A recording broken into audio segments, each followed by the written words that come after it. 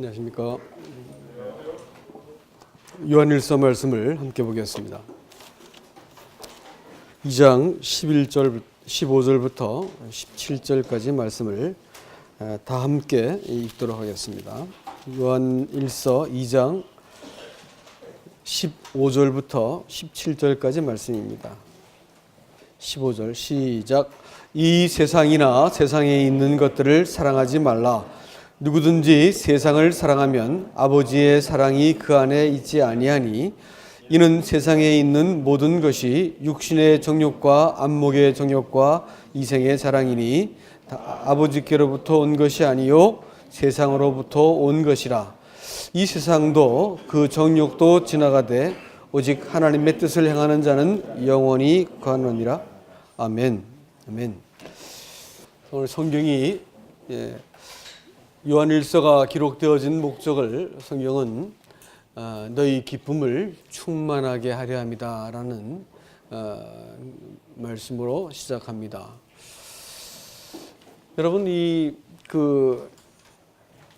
기쁨을 충만케 한다 이렇게 말씀하셨는데 이 말씀이 기쁨이라고 하는 이 단어가 궁금해서 이렇게 다시 한번 쭉 정리를 하고 찾아봤습니다. 그랬더니 기쁨이라는 단어가 아주 재밌는 뜻이 이렇게 있었습니다. 그것은 히브리 말로 기쁨이라는 것은 그 심하 이렇게 말하는데 이 심하라는 단어가 뭐냐면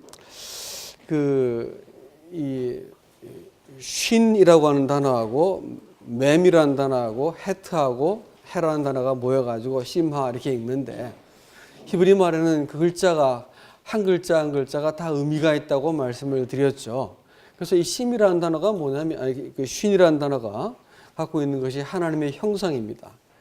맴이라고 하는 단어는 이 생명 혹은 하나님의 말씀 이런 뜻으로 갖고 있는 의미가 있습니다. 그리고 헤트라고 하는 것은 울타리라는 뜻이 있고 동시에 또 하나님의 교훈으로 변화되는 사람을 얘기할 때 헤트라는 단어를 또 쓰지요. 그다음에 헤이라고 하는 단어는 보라 이런 뜻인데 어떤 사람의 어떤 실존 이런 것을 얘기할 때 쓰는 단어입니다. 말을 정리해보면 뭐냐면 하나님의 말씀에 의해서 말씀으로 교훈을 받아가지고 변화되고 있는 사람을 이야기할 때 변화되고 있는 실존 그 상태 그런 사람을 얘기할 때 심하 이렇게 얘기합니다. 이것을 성경이 기쁨이라는 단어로 쓰고 있다는 것은 매우 특별한 뜻이 될 것입니다. 그죠? 우리는 보통 기쁨이라는 것을 무엇인가 성취하거나 어떤 것을 얻을 때 기뻐하죠. 그래서 대학에 이렇게 원하는 대학을 들어가면 아이들이 막 뛸 듯이 기뻐하고 또 좋은 직장에 들어갔다거나 또 어떤 뭐가 당첨이 됐다거나 이래가지고 새로운 집에 들어갔다거나 이렇게 되면 기뻐서 이렇게 합니다. 근데 이런 이제 기쁨은 성경에서도 단어를 다르게 쓰고 있죠.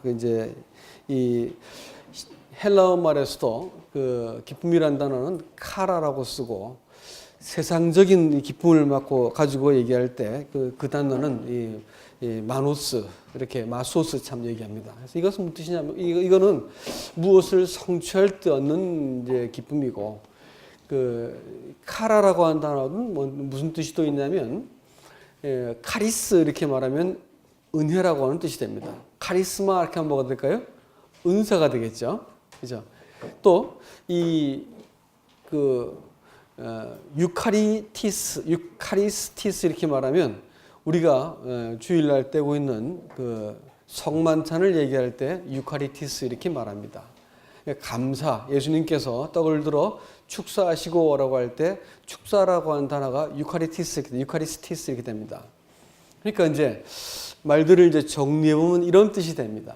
기쁨이라고 하는 단어는 이 하나님이 천지를 창조하시고 나서 기뻐하셨어요. 많이 기뻐하시고 특히 사람을 짓고 나서 하나님께서 매우 기뻐하셨습니다. 그러니까 이 하나님과 사람 사이에서 사람이 어디서 기쁨을 찾게 되어 있냐면 하나님 앞에서 기쁨을, 하나님 안에서 기쁨을 찾도록 그렇게 사람을 창조하셨습니다.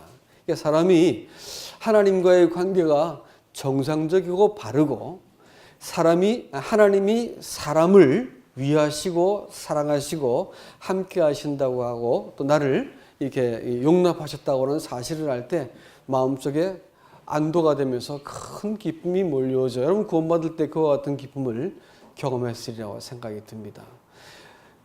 기쁨이란 말과 은혜란 말이 다르지 않는 것이 하나님이 우리를 예수 그리스도의 이 희생을 통해서 하나님과 화목하게 만들어질 때 하나님의 기쁨이 사람 속에 그대로 밀려 들어왔기 때문에 사람 속에 구원받을 때 그렇게 커다란 기쁨이 있었습니다. 근데 이 땅을 살아가면서 그리스도인들은 점점 기쁨을 잃어가고 살고 있습니다. 그것은 뭐냐면 하나님이 오늘 우리 성경 공부에서 같은 얘기 했었는데 사람들의 죄들을 용서하신 것은 그리스도의 보혈을 통해서 십자가의 보혈을 통해서 우리 죄들을 다 사면하시고 용서했습니다. 그러나 정말 커다란 문제는 죄들일까요? 아니면 죄들을 자꾸 생산해내고 있는 죄일까요? 네? 죄겠죠. 죄입니다. 근데 죄라고 하는 것은 이게 참 헷갈리는 것이 이게 아주 거룩한 표정을 지을 줄도 알고 아주 거룩한 웃음도 지을 줄 알고 열심도 있고 또 선한 그 표정을 짓고 나타나기도 하고 겉으로 볼 때는 무지하게 이게 이 선해 보인다는데 문제가 있습니다. 이것이 사람 속에 이렇게 떡하니 있는데 이 선이라고 말하는 그것이 말이지요. 이 사람 안에서 때로는 이것이 자존심으로 또 때로는 탐심으로 이기심으로 자리를 잡고 있기 때문에 사람이 여기에서 거짓말도 하고 과장도 하고 이렇게 또 이렇게 폭력도 행사하고 이 부당한 권리와 그 일들을 저지를 수 있는 것이 바로 죄입니다. 죄는 사람의 마음속에 주인같이 떡하니 버티고 있어가지고 이것은 용서로 해결될 수 있는 게 아닙니다. 죄들은 용서로 해결되지만 마음속에 이렇게 지키고 있는 사람의 교만한 본성은 용서 가지고 해결되는 게 아닌 것이죠. 그래서 예를 들어 자식이 아버지한테서 잘못을 저질렀습니다. 자식이 용서를 구하지 않아요. 나 뭐 잘못했는데 이렇게 나왔습니다. 그럼 어떻게 할까요? 용서한다고 될 수 있을까요? 이건? 용서한다고 문제가 풀어질 수 있나요? 안 되겠죠. 그러니까 죄는 용서받는 게 아니에요. 죄들은 용서로 해결되는 거지만 죄는 용서받는 게 아니고 어떻게 하는 거예요? 네, 죄는 심판하셔야 되는 거죠. 죄는 심판하셔야 되는 거예요. 그래서 심판을 하셨습니다. 심판했기 때문에 사람이 이 사실을 근거해 가지고 내가 잘못되었습니다라고 자백을 통해서 하나님과 관계가 회복되는 것이라고 얘기했습니다. 네? 자백을 통해서 하나님과 관계가 회복이 되는 것이다 이렇게 말씀드렸어요. 하나님은 사람을 기뻐하세요. 그래서 하나님과 사람이 정상적인 사귐을 갖기 시작할 때 사람의 마음속에 진정한 기쁨이 찾아오게 됩니다. 기쁨을 잃어버리는 원인이 뭐냐면 사람이 죄의 문제를 바르게 처리하지 않아서 그렇습니다. 구원받고 나서도 여전히 사람들은 자기 만족, 자기 숭배, 자기 성취, 자기를 위해서 하나님도 섬기고 교회도 나와주고 자기를 위해서 인생을 다 살기 때문에 그토록 시비를 거는 사람이 많고 인생이 이렇게 불만스럽고 또 마음에 들지 않는 일이 이렇게 많이 생기게 되는 것입니다. 왜 그럴까요? 자기를 섬기기 때문에 그렇습니다.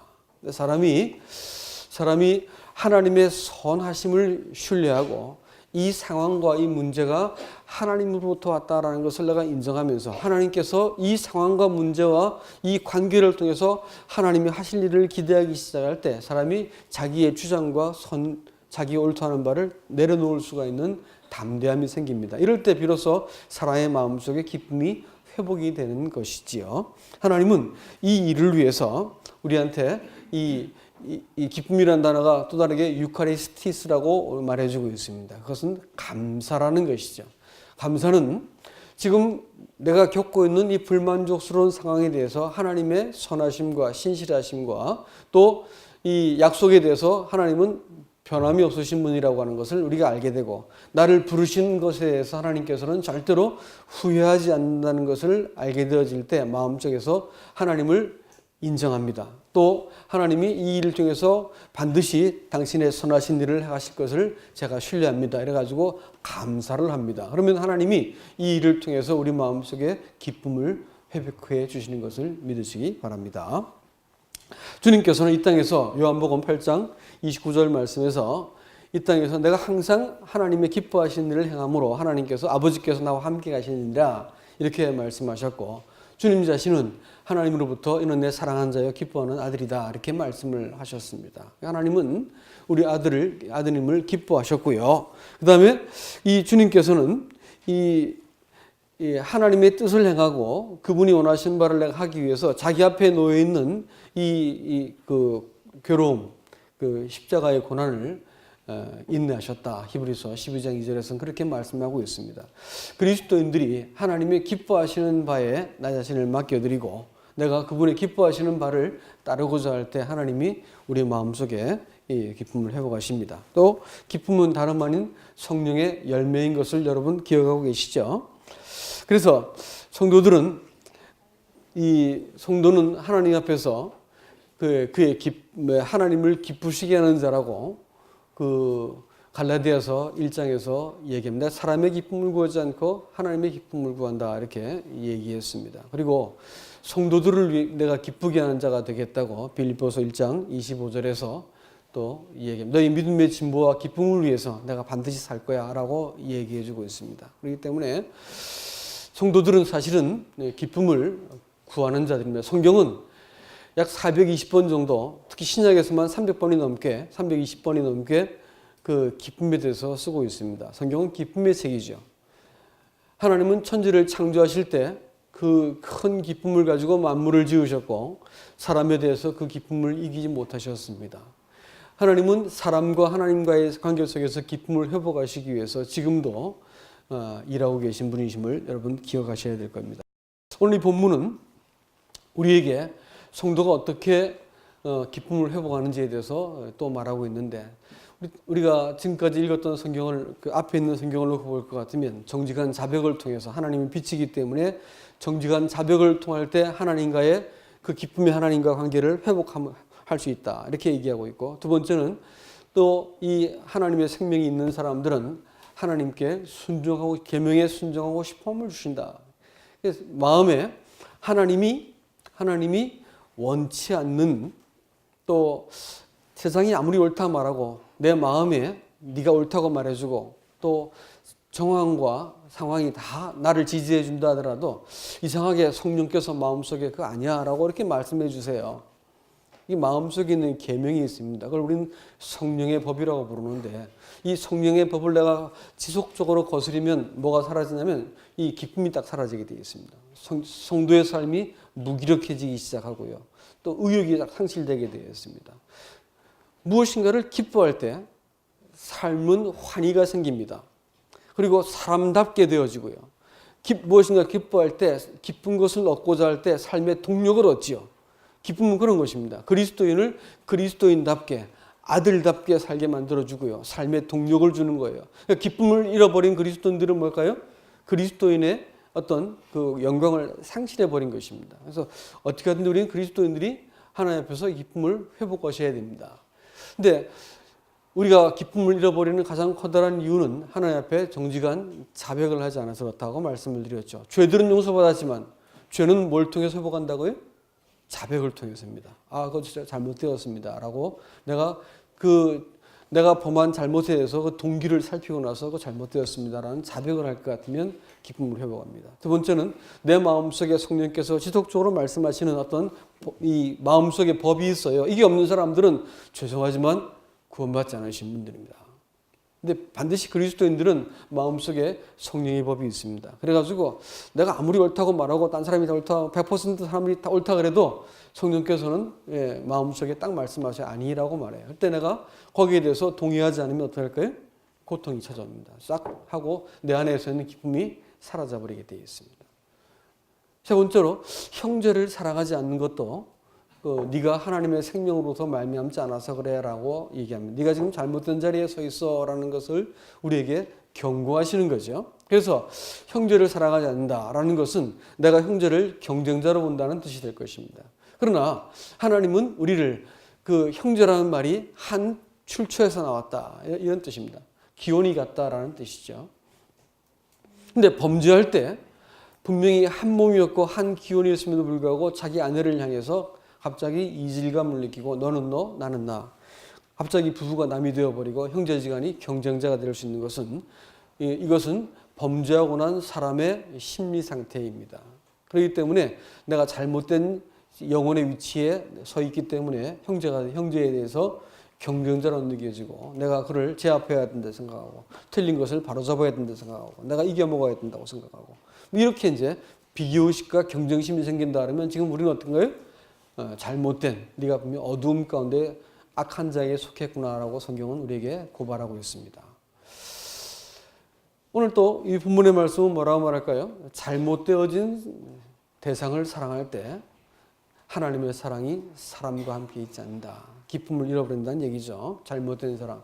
그것은 세상이라고 말하는 것입니다. 여러분 세상이라고 성경에 쓰여진 용례가 세 가지가 있습니다. 하나는 하나님이 지으신 만물을 말할 때 세상이라고 말합니다. 이것은 잘못된 것이 없죠. 만물은 잘못된 게 없습니다. 하나님이 지은 창조의 목적대로 그것은 좋은 것입니다. 유익한 것이고 음식이 나쁜 걸까요? 탐식이 잘못된 것이죠. 그렇죠? 성 잘못된 걸까요? 우리가 자손을 만들어내는 과정인데 그것이 뭐 잘못됐겠어요. 근데 그것이 잘못 사용될 때 가장 추악한 일들이 벌어지지요. 그렇죠? 권위 참 좋은 거죠. 잘못 쓰면 어떻게 될까요? 아주 나쁜 일이 벌어집니다. 권위를 잘못 쓰면. 그렇죠? 하나님이 지금 모든 건 다 선하고 좋은 거예요. 근데 그것을 잘못 사용하게 되고 내가 잘못된 자리에서 바라보게 될 때 그것은 나쁜 것이 되는 것입니다. 하나님께서 만물을 선하게 지었기 때문에 그것은 매우 좋은 것입니다. 두 번째, 성경에서 세상이라고 쓰는 두 번째 의미는 뭐냐면 하나님이 이처럼 세상을 사랑하사 이렇게 말할 때 세상은 뭐가 될까요? 사람이 됩니다. 사람. 좋은 뜻에서 사람을 얘기할 때 세상이라고 씁니다. 또 이 세상인 것을 사랑치 말라라고 말할 때 이 세상은 뭐가 될까요? 원래 세상은 하나님께서 사람에게 맡기신 거예요. 사람 것이었다고요. 근데 사람한테 맡기셨는데 사람이 그것을 하나님을 거절하고 탈취해서 자기를 위한 것으로 삼기 시작할 때 이 사람한테 맡겨진 것을 뺏겨버렸죠. 누구한테 뺏겼을까요? 사단에게 뺏겼습니다. 그래서 예수님한테 사단이 뭐라냐면 이것은 내가 받은 것인데 나한테 경배해라. 내가 너한테 줄게. 이렇게 말하면서 예수님에게도 이것을 가지고 장난을 쳤죠. 지금 세상은 하나님을 거스리는 악한 정신적인 체계, 영적인 체계를 말할 때 세상이라고 말하는 것입니다. 물질, 욕망, 이 모든 것들을 사단이 가지고 주무르고 있습니다. 그래서 세상은 악한 자에게 처해가지고 하나님이 것이었는데 악한 자에게 처해가지고 지가 탈취한 걸 가지고 사람을 지금 미혹하는 도구로 쓰고 있습니다. 그렇기 때문에 사람이 세상을 사랑하기 시작할 때 그건 다른 출처가 되는 것이죠. 사단이 제안한 것이기 때문에 세상을 사랑하기 시작하면 하나님에 대한 사랑을 잃어버리고 하나님을 반역하게 되어 있고 하나님을 내가 제쳐놓고 자기를 실현하고 자기를 만족하기 위해서 인생을 사는 것으로 돌아서기 때문에 세상이 위험한 것이라서 오늘 본문의 말씀은 그 세상을 경계하고 있다라고 하는 것입니다. 그래서 이 에베소서 4장에서는 뭐라고 말하냐면 유혹을 따라 썩어져가는 육체의 구습을 줍는 옛사람을 따라 살지 말아라 이렇게 말합니다. 그걸 육체의 그 유혹을 따라 사는 구습을 줍는 사람 이걸 옛사람이라고 말하고 있습니다. 그래서 이 사람들이 결국은 이 세상을 살아가는 그것이 자기의 이 마음속에 있는 오늘 본문의 말씀은 육신의 정욕과 안목의 정욕과 이생의 자랑이다 이렇게 말했는데 이걸 정리해보면 이런 겁니다. 육신의 정욕이라는 것은 제일 하위적인 감각적이고 쾌락을 말하는 표현입니다. 이 가장 하위적인 것이죠. 그 다음에 안목의 정의가 나서 한 중간 단계쯤 된다고 볼 수 있습니다. 그것은 뭐냐면 사람 안에 있는 비교의식, 시기심 뭐 이런 것들을 이야기할 수 있습니다. 에베소서 2장에서는 이것을 가지고 너희가 이 궁중의 권세 잡은 자를 따랐고 너희가 그때 그 안에서 행했다 이렇게 말하면서 육체와 마음에 원하는 것을 하여 본질상 하나님의 진노의 자녀였다. 하나님 앞에서 너희가 본질적으로 그 본성이 하나님의 진노 앞에 있었다라고 이야기해 주고 있습니다. 육체에 원하는 건 뭘까요? 그것은 육신의 정욕입니다. 그러면 마음에 원하는 건 뭘까요? 그것은 안목의 정욕이죠. 눈을 통해 역사합니다. 그래가지고 마음속에서 탐심이 생기고 시기심이 생기고 하는 것들이 다 안목의 정욕이 될 것입니다. 세 번째로 이 이생의 자랑입니다. 이 땅에 살면서 사람들이 왜 사느냐? 딱 한마디로 말하면 자랑거리 얻고자 하기 위해서입니다. 돈 모은 사람들, 자기가 돈 가지고 그 돈 지폐 세고 있는다고 행복해지겠습니까? 처음엔 좋지만 나중에는 그걸로 행복한 게 아니거든요. 다른 사람이 자기를 존중히 여겨주고 또 권력 가진 사람이 권력 자체가 그 사람을 행복하게 만들까요? 아니죠. 다른 사람이 그걸 가지고 자기를 존중히 여겨주니까 이게 좋은 거예요. 그렇죠? 그래서 사람들이 이와 같이 그 마음속에서 자랑거리를 얻기 위해서 이 땅을 살아간다 이렇게 말할 수가 있습니다. 세 번째 이생의 자랑이다 이렇게 말하는 것은 가장 이 고차원적인 욕망입니다. 그래서 이것은 사람 안에서 그 자기 성취, 자기 실현, 자기가 인정받는 것들을 얻기 위해서 이 땅을 살게 되어지는 이 모든 것들이 성경은 이 죄라고 세상이라고 단호하게 얘기합니다. 그러니까 그리스도인들이 잘못된 대상을 사랑하기 시작할 때 죄가 시작되는 것이고 그럼 사단이 우리를 지배하는 것이고 인생은 고통 가운데 불행 가운데 떨어지게 됩니다. 잘못된 대상은 뭐냐? 자기를 사랑하는 것입니다. 자기를 사랑해요? 이 세상에서 자기 사랑하지 않는 사람이 있을까요? 없습니다. 다 자기 사랑하지요. 그러나 자기를 사랑하는 것은 처음에는 맹목적으로 자기를 사랑합니다. 맹목적으로. 그래가지고 때를 쓰고 또 완력을 쓰고 거짓말을 하고 그 허위를 떨고 이렇게 해서라도 자기가 인정을 받고 자기가 세워져야 되고 자기가 중요합니다. 그래서 자기에 대해서 집착하는 것이 사람이 원래 태도입니다. 그러나 좀 지나고 나면 어느 순간에 자기한테 문제가 있는 것을 깨닫게 되죠. 아니 저 사람이 밭을 타는데 내가 왜 배가 아프냐 말이야. 왜 저 친구가 아들이 좋은 대학에 들어가면 내가 기뻐해 줘야 되는데 내가 배가 아픈가 말이야. 이상하게 사람 속에 이상한 이 내면의 어떤 증상이 있다는 것을 깨닫게 됩니다. 그리고 어떤 그렇게 하면 안 되는 일이 내 속에서 있는데 이 욕망이 생기는데 이것이 자꾸 나를 끌고 가가지고 내가 그렇게 하면 안 되는데도 불구하고 내가 그걸 꼭 하고 마는 거예요. 사람 속에 이상한 본성이 있다는 것을 깨닫게 됩니다. 자기 안에 모순이 있어요. 그래서 하고 싶으면 해서는 안 되는 일인데 하고 싶고 또 해야만 되는데 하고 싶지 않아지는 거예요. 이런 자기 안에 모순을 발견하고 나서 사람이 고민이 시작되어지죠. 복음을 깨닫게 될 것 같으면 하나님께서 이 모순을 아주 날카롭게 하십니다.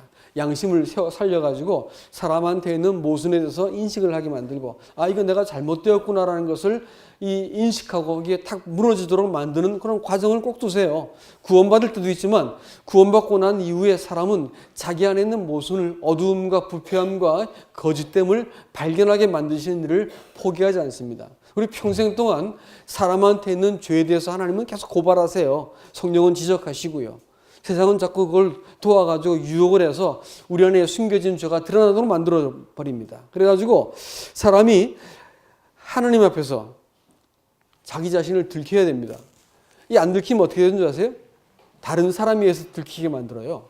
그래서 자기가 옳다고 믿었던 사람들은 나중에 어떤 사람을 통해 가지고 어떤 사람이 나한테 와가지고 그 관계 속에서 가장 가까운 부부관계를 통해서 직장에서 문제가 일어나는 거예요. 이상하게 그 사람이 원수가 되고 다투고 또 하여튼 분쟁이 일어나기 시작합니다. 이럴 때 분쟁을 푸는 첫 번째 과정은 분노입니다. 왜 저렇게 할까?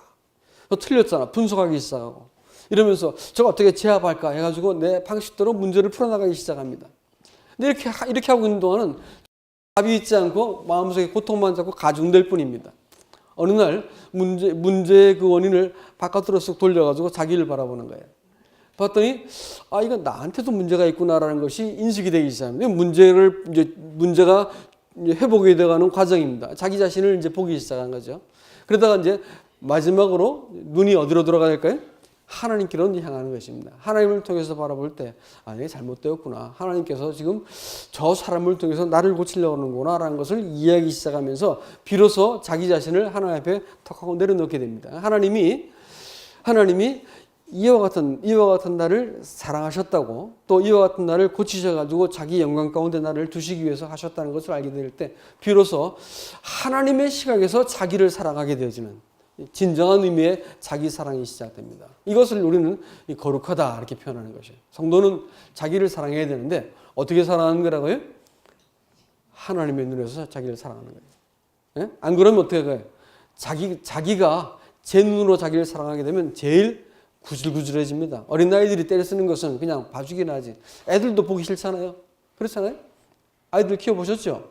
애 키울 때 애들이 막 떼쓰고 막 뒤집어주고 해내라고 엄마 막 이겨먹으려 들면 보기 싫어요. 애들인데 보기 싫습니다. 그러면 한 70, 80 되신 분들이 며느리하고 자식아 막 그냥 그 쥐락펴락 하려고 들면 사랑스러울까요?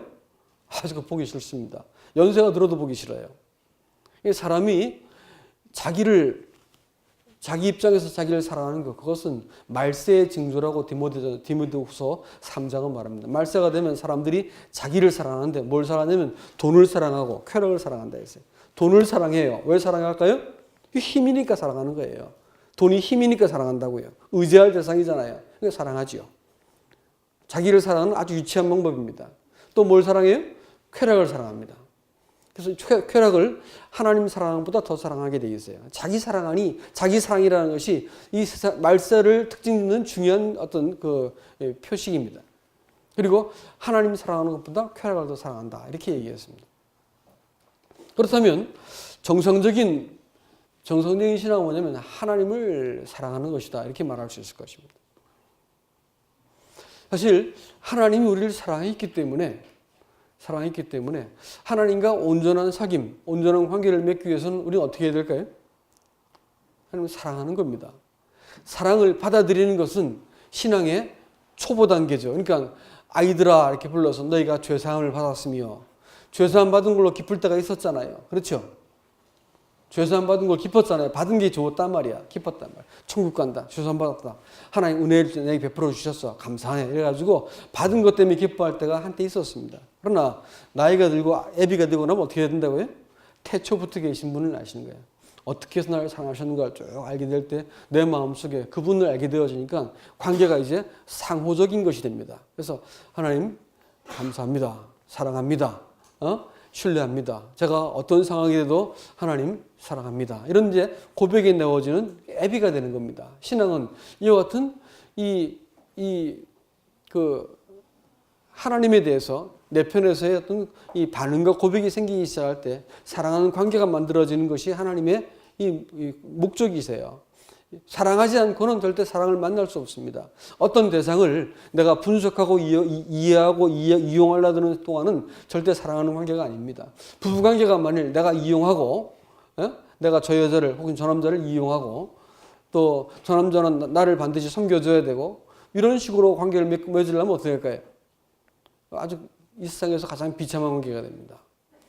부자지간이 부부관계가 또 사랑하는 사람 관계가 이와 같으면 이 세상에서 가장 비참한 관계가 그런 것입니다.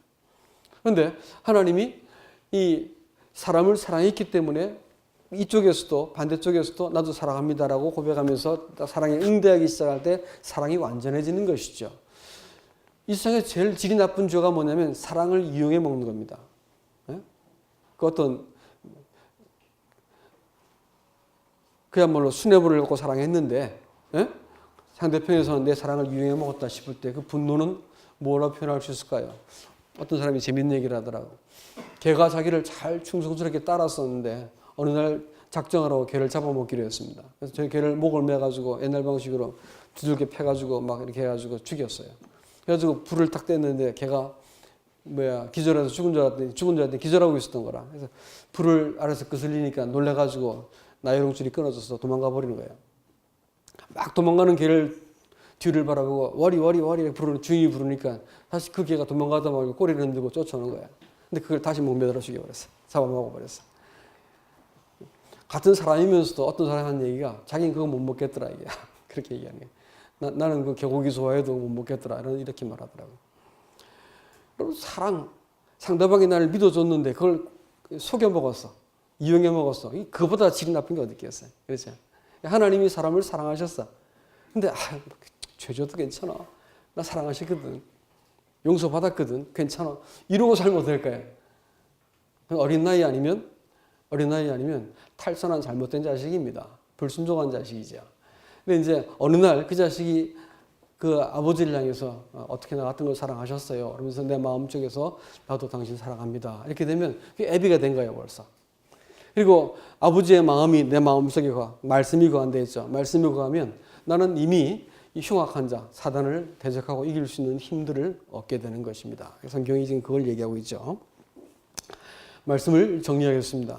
우리는 이 땅을 살면서 어떤 사람으로 살아야 할 것인가 생각해 봐야 됩니다. 어떤 사람으로 살아야 할 것인가. 세상을 바라보는 관점에 따라서 세상은 전혀 다르게 보여집니다.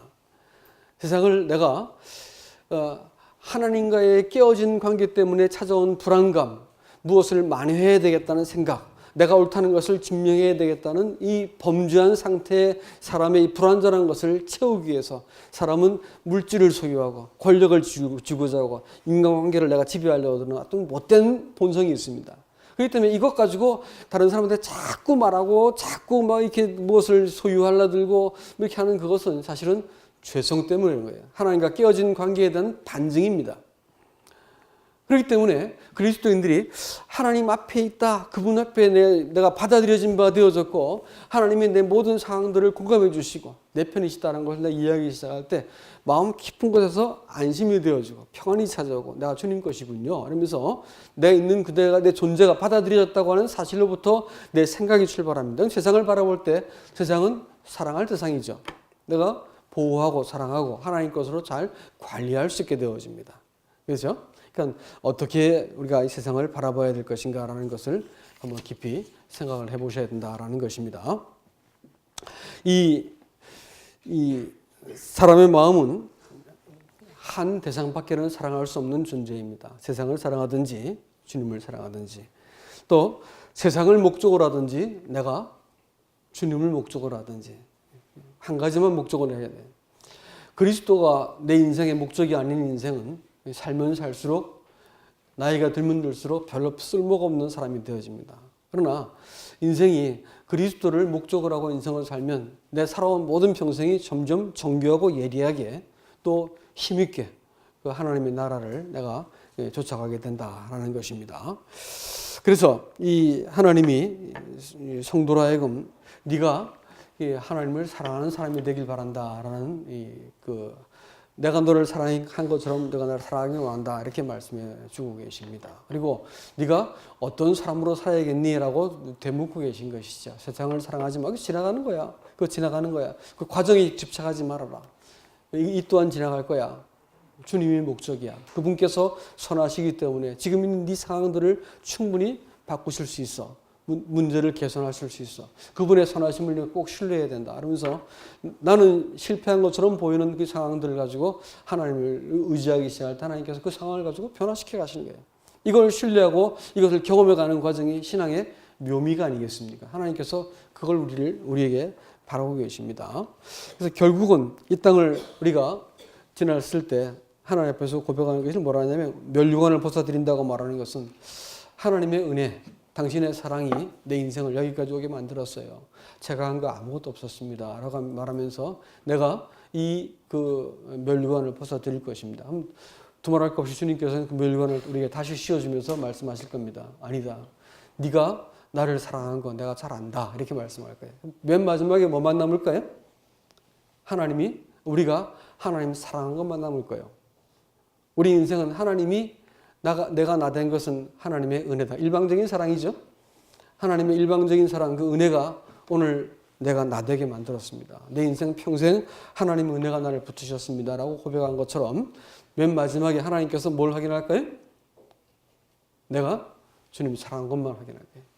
그것만 남게. 딴 거 다 없어지고 그것만 남게 될 겁니다.